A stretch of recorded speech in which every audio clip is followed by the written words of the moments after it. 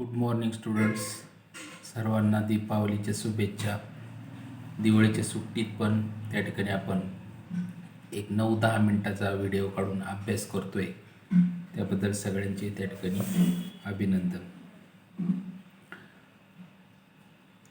आज आपण page number 55 पानावरचे छोटे छोटे जर्नल एंट्री, एखादं ट्रान्झॅक्शन दिलेलं आहे आणि त्याचे जर्नल एंट्री कसे केलेले आहेत त्याचा अभ्यास करणार आहोत. महत्त्वाचं आहे हे ट्रान्झॅक्शन तुम्हाला वहीमध्ये लिहून पण घ्यायचे आहेत.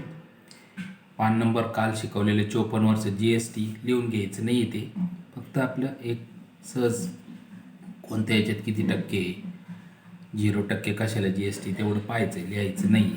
पान नंबर 54 वर्ष.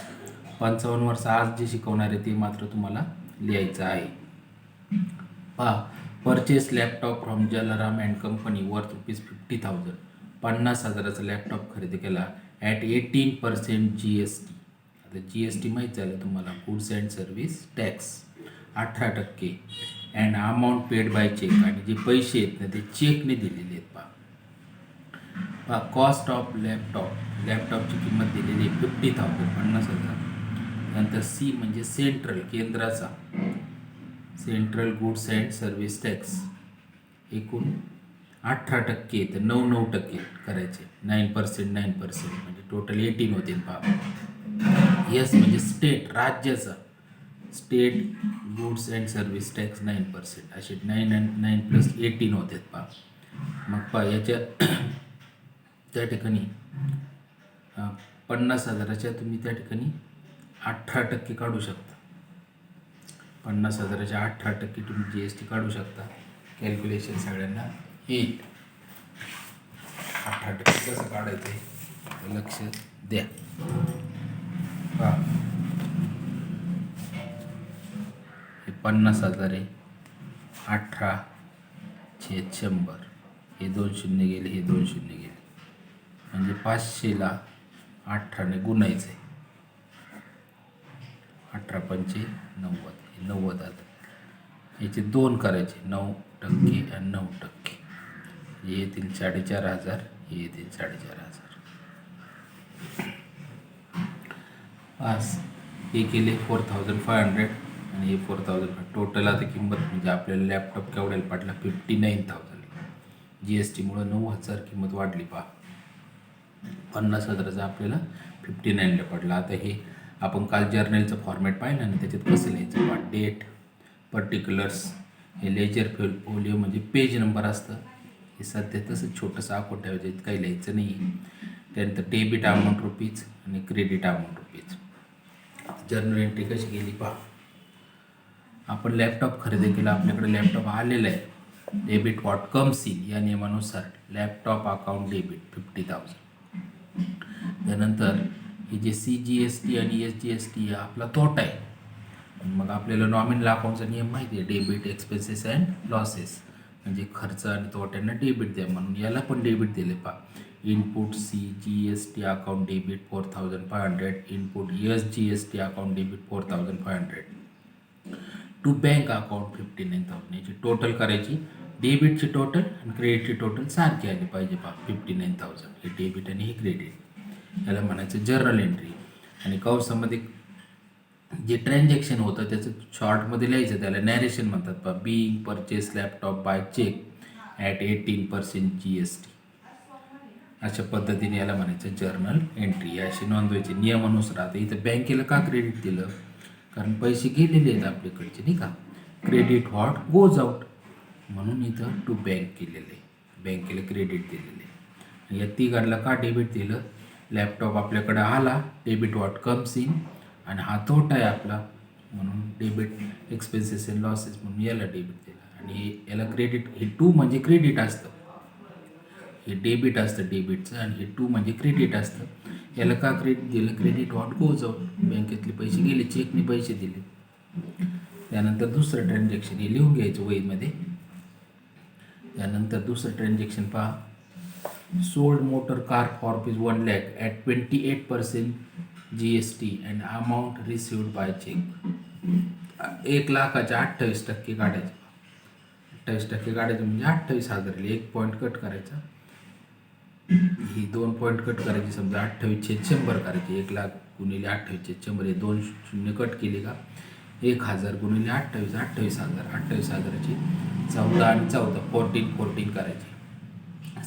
CGST SGST 14 म्हणजे 28,000. 28ची किती आहे डिवायडेड 2 करायचं 14,000 म्हणजे टोटल किती झालं हे 1,28,000.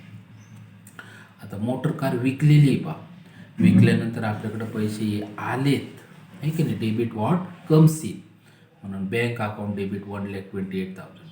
विकल्यानंतर एवढे पैसे आपल्याला. त्यानंतर to motor car account, motor car गेली आपल्याकडून, क्रेडिट वॉट गोज आउट, जे जातं त्याला क्रेडिट दिलं म्हणून मोटर कार अकाउंटला 1,00,000 क्रेडिट दिलं. त्यानंतर हे इन्कम आहे आपलं. To output CGST account 14,000, to output SGST account 14,000. Narration लिहायचं कंसात, being sold motor car and amount received by cheque at 20% GST. अशा पद्धतीने ही नोंदणी केलेली आहे. त्यानंतर ज्यावेळेस आपण व्यापारी माल खरेदी करत असतो पहा, त्यावेळेस त्या ठिकाणी परचेस अकाउंट, गुड्स, व्यापारी माल खरेदी केला का गुड्स, त्याला परचेस अकाउंट, खरेदी केल्यानंतर विकल्यानंतर सेल्स अकाउंट, रिटर्न आउटवर्ड म्हणजे परचेस रिटर्न, खरेदी केलेला माल परत केला. त्यानंतर रिटर्न इनवर्ड, विकलेला माल परत आला, याला सेल्स रिटर्न पण म्हणतात. त्यानंतर goods withdrawn by proprietor account, मालकाने खाजगी कामासाठी माल घेतला. Good distributed as free samples, जाहिरातीसाठी माल फ्री वाटला. Good destroyed by fire account, आग लागून माल जळाला. Goods damage or lost in transit, प्रवासात माल खराब झाला. Goods pilfered or stolen account, stolen म्हणजे चोरी झाणे. आता परचेसेस अकाउंट म्हटल्यानंतर त्याचे 2 प्रकार केले पहा. एक कॅश परचेसेस आहे, रोख खरेदी, आणि एक क्रेडिट परचेसेस. हे लिहायचं नाही, हे खाली ही जी माहिती वाचली हे नाही लिहायची, फक्त तुम्हाला हे ट्रान्झॅक्शन आणि ही एंट्री, ही जी माहिती ही नाही लिहायची. आता पहा, माल रोख खरेदी केल्यानंतर इथं दिलेलं direct power, purchase goods for cash from mister Sonu worth ₹2,000. रोख माल खरेदी केलं पहा 2,000चं. माल खरेदी केल्यानंतर आपल्याकडं माल आलेला आहे ठीक आहे नाही, म्हणून परचेसेस अकाउंट डेबिट 2,000. माल आपल्याकडे आला, डेबिट वॉट कम्स इन, खरेदीचं माल आहे थोडक्यात, म्हणून त्याला परचेसेस अकाउंट डेबिट 2,000. किंवा खरेदीचं खर्च नॉमिनल अकाउंटच्या नियमानुसार पण चालेल. आणि टू कॅश अकाउंट, आपल्याकडून माल खरेदी केला, रोख पैसे गेले, क्रेडिट वॉट गोज आउट, पैसे गेले म्हणून टू कॅश अकाउंट इथे 2,000 घेतलं. डेबिट क्रेडिट सारखं आलं पाहिजे. Narration being purchase goods for cash. आता क्रेडिट परचेसचं पाहू आपण. उधारीने खरेदी, purchase goods from miss Sonali worth ₹15,000 on credit. Mrs सोनालीकडून काय झाले पहा, आपण माल खरेदी केला उधारीने, इथं क्रेडिट शब्द आहे पहा. खरेदीचं खर्च आहे किंवा आपल्याकडं माल आलेला आहे, परचेस ऑफ गुड्स, म्हणून डेबिट वॉट कम्स इन नियमानुसार परचेसेस अकाउंट डेबिट 15,000. आणि आता पैसे काही रोख दिलेले नाही, आपण नंतर देणार आहे भविष्यात आहे की नाही. To Mrs Sonali account 50,000. इथं काय आलं, क्रेडिट द गिवर, देणारी कोणी आपल्याला सोनाली, म्हणून तिला क्रेडिट दिलं, क्रेडिट द गिवर या नियमानुसार. Being purchase goods on credit, उधारीने माल खरेदी केला. त्यानंतर रिटर्न आउटवर्ड, याला परचेस रिटर्नसुद्धा शब्द म्हणतात. म्हणजे आपण माल खरेदी केला परंतु खराब असल्यामुळे परत केला, अनेक कारणं असतात परत करण्याची. सॅम्पलप्रमाणे नसेल, नमुन्याप्रमाणे, इन्फेरियर क्वालिटी म्हणजे कमी प्रतीचा असेल. त्यानंतर डॅमेज इन ट्रान्झिट, प्रवासात खराब झालेला असेल. डिफेक्टिव्ह म्हणजे दोषयुक्त असेल. एक्सेस क्वालिटी देन ऑर्डर, आपण जी ऑर्डर दिली त्याच्यापेक्षा वेगळी क्वालिटी असेल. त्यानंतर delay in supply of goods, उशीर झाला माल सप्लाय करायला, अशा वेळेस माल रिटर्न करावं लागतं. परचेस रिटर्न किंवा रिटर्न आउटवर्ड म्हणतात. आउटवर्ड शब्द ध्यानात ठेवायचा, म्हणजे त्या ठिकाणी खरेदी केलेलं माल आउट करून टाकलं, परत देऊन टाकला. तर उदाहरण दिले पहा, return goods worth ₹200 to Mrs Sonali. 200 रुपयाचा माल तिला परत करून टाकला. डेबिट द रिसिवर, कोणाला मिळाला? रिसिवर म्हणजे मिळाला कोणाला? सोनालीला. पहा, Mrs Sonali account debit 200. To return outward account म्हणा किंवा टू परचेस रिटर्न अकाउंट, दोन नका लिहू, एक कोणतं तरी लिहा. टू रिटर्न आउटवर्ड अकाउंट किंवा purchase return account 200. Being goods return, माल परत करून टाकला. त्यानंतर तसंच आता त्या ठिकाणी सेल्सचा आहे पहा. Sold goods worth ₹5,000 for cash to mister Govind. 5,000चा माल विकला रोख गोविंदला. माल विकला, रोख विकला, आपल्याकडे पैसे आले पहा. डेबिट व्हॉट कम्स इन या नियमानुसार कॅश अकाउंट डेबिट 5,000 आणि टू सेल्स अकाउंट या ठिकाणी 5,000.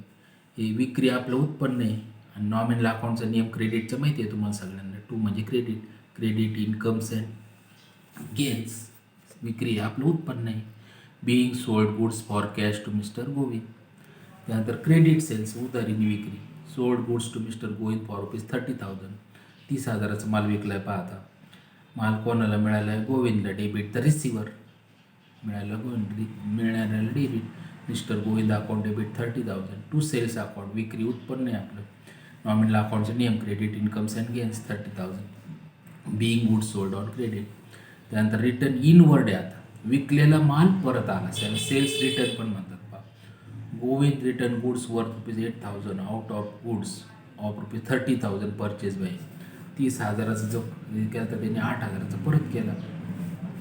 परत केल्यानंतर आपल्याकडे माल आलेला आहे. रिटर्न इनवर्ड अकाउंट आपल्याकडे आला म्हणून रिटर्न इनवर्ड एक लिहा दोन्हीपैकी.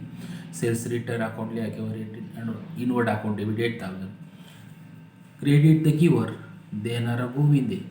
To Govind account 8,000. इथं डेबिट व्हॉट कम्स इन म्हणजे आपल्याकडे माल आला म्हणून त्याला डेबिट दिलं आणि credit the giver to Govind account 8,000.